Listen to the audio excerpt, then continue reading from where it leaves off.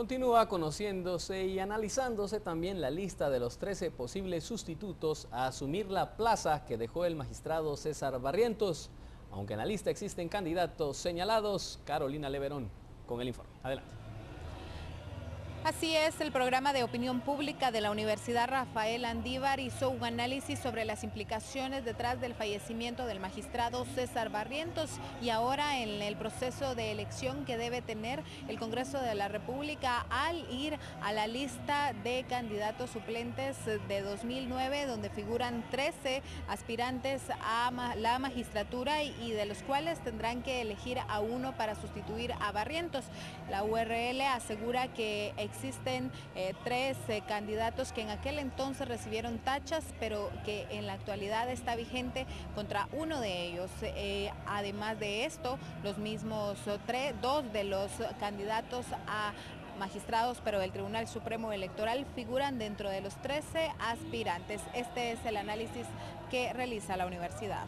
2 que de pronto ya no aplican porque tenían que ver con señalamientos de cierta conflictos de intereses por ser cercanos, familiares de funcionarios del gobierno de la UNE, pero que ahora ya no aplicaría, y uno, la licenciada Jacqueline España, que tuvo señalamiento por parte de la Comisión Internacional, la CICIG, por algún tipo de parcialidad en las decisiones que ella tomó cuando en su momento fue parte del sistema judicial como juez y también por haber sido contratista del Estado. Este último caso creemos que sigue teniendo todavía pertinencia a pesar del paso del tiempo. Es decir, en ese sentido, la pregunta clave que tiene que responderse el Congreso de la República es si va a tomar la lista de los 13 integrantes como tal, dejando fuera este tipo de señalamientos, o si bien los va a tomar en cuenta, con lo cual tendríamos una primera vacío legal en términos de cómo se llenaría esa vacante. Hay 2 de ellos, 2 profesionales del derecho, que están integrando hoy por hoy las 2 listas.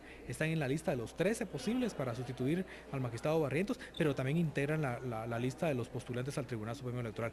Ambos casos, ambos vacíos, son casos inéditos en la historia jurídico-político del país y que tendrán que ser resueltos a la brevedad por el Congreso de la República. Aunque el periodo de sustitución va a ser solamente de 7 meses, en ese periodo tendrá que el nuevo magistrado que integre la Corte Suprema de Justicia tendrá que integrar bien la Cámara Penal, que fue donde el magistrado Barrientos formaba parte, u otra de las cámaras de la Corte Suprema de Justicia, pero también este magistrado muy probablemente va a integrar la comisión de postulación para sala de apelaciones, particularmente en el caso de las profesionales, de las mujeres que integran esa lista. Creo que hay algunos nombres ahí muy interesantes que tienen una experiencia profesional que cumplen bastante bien con este perfil, y me refiero por ejemplo a la licenciada Yolanda Auxiliadora Pérez Ruiz, que fue presidenta del Colegio de Abogados, a la licenciada María Eugenia Villaseñor Velarde, que es otra persona que ha desempeñado importantes puestos, y también la licenciada Gilda Morales Trujillo. Creo que son 3 mujeres muy valiosas que integran esta lista. Durante el periodo de esta corte fue evidente la separación de 2 grupos al denominar el grupo de los 7 y el grupo de los 6, principalmente en las elecciones anuales de presidente, en procesos bastante peleados y discutidos, por lo que ahora la URL espera que haya una correlación de fuerzas con la llegada de un nuevo magistrado y que este llegue a romper con la división de bloques. Por una Guatemala en paz, Carolina Leverón y Rafael Ovalle.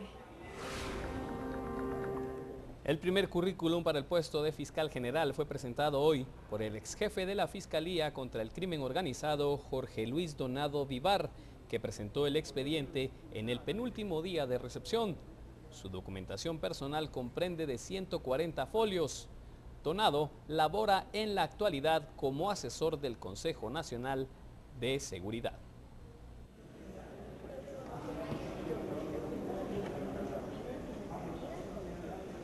El incremento de las violaciones a los derechos humanos en Guatemala, que señaló el Departamento de Estado de la Unión Americana, fue tema de discusión. Esto entre los diputados de la UNE y las autoridades del Ministerio de Relaciones Exteriores. La Cancillería prefirió guardar silencio sobre la calificación otorgada por los Estados Unidos. El informe de derechos humanos de la Nación del Norte fue respaldado por el Procurador de los Derechos Humanos. El magistrado de conciencia reconoció el repunte en los ataques a defensores de derechos humanos, la criminalización de la lucha social y los obstáculos a la libertad de expresión. El tema de defensores de los derechos humanos, que es lo que hablábamos, en el año 2012 305 ataques, en el año 2013 608 ataques, digamos se duplicaron. Tiene que ver con el tema de conflictividad social, tiene que ver con la consulta o no que se puede hacer a los grupos sociales, pero coincide indudablemente con lo que se ha dicho. De hecho, hubo una resolución de parte del procurador condenando la incitación al odio, porque precisamente se ha tomado a los defensores de derechos humanos y se les ha dado el título de que son terroristas, de que cometen ilícitos, y creo que esos llamados al odio, a la confrontación, ya Guatemala está cansado, ya no es eso lo que queremos. Los diputados de UNE, encargados de la citación, cuestionaron al Ministerio de Relaciones Exteriores por no contar con la información suficiente para responder al Departamento de Estado norteamericano. Este informe califica a Guatemala como un país violador de derechos humanos. Este informe dice que persiste el involucramiento de miembros de las fuerzas de seguridad del Estado en actos ilícitos. El viceministro respondió con evasivas para no comprometer al ministerio y se limitó a expresar que se encuentran actualizando la información. ¿Comparten ustedes el contenido del informe? Bueno, nosotros creemos, hay muchos señalamientos, hay situaciones en Guatemala graves, tal y como lo ha expresado el Procurador de los Derechos Humanos. Por una Guatemala en paz, Ben Keichin y Noé Medina. En un plazo de 5 días, una sala de mayor riesgo deberá conocer un amparo sobre la amnistía solicitada por el exjefe de facto José Efraín Ríos Montt. Verónica Orantes nos informa del curso de este proceso. Verónica, buenas tardes. Bienvenida, adelante con la información. Los magistrados suplentes rechazaron la excusa presentada por la sala de mayor riesgo, por lo que deberán conocer el amparo otorgado por la Corte de Constitucionalidad en el que se debe fundamentar la denegación de amnistía en el caso por genocidio. Por su parte, CalDH presentó unas acciones para que sean tomadas al momento de resolver. Por esa cuenta, el día de hoy, pues planteamos nosotros un amicus curiae, es un amigos de la Corte, un memorial en el cual hay unas consideraciones de derecho a través de una normativa, en este caso internacional, respecto a cómo se aplica la amnistía en los casos por genocidio a nivel internacional.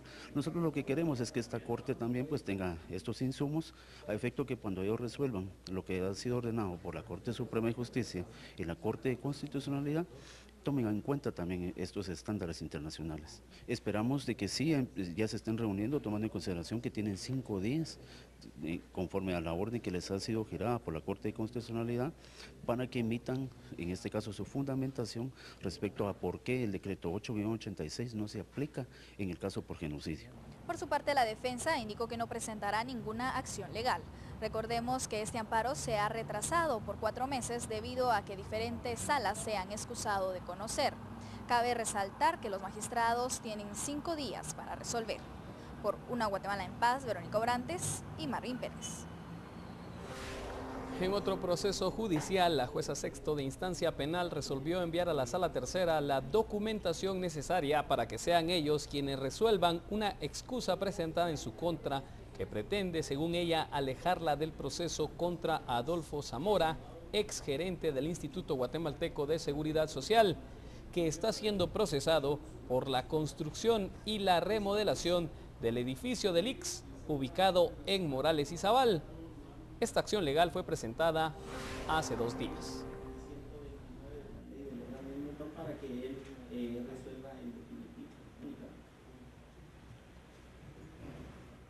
Vamos a la pausa comercial y cuando volvamos, preocupación existe en el sector de cardamomeros de Guatemala ante el rechazo de una iniciativa de ley del cardamomo. Los detalles los tendremos en la nota económica con Mónica Obando cuando volvamos de la pausa.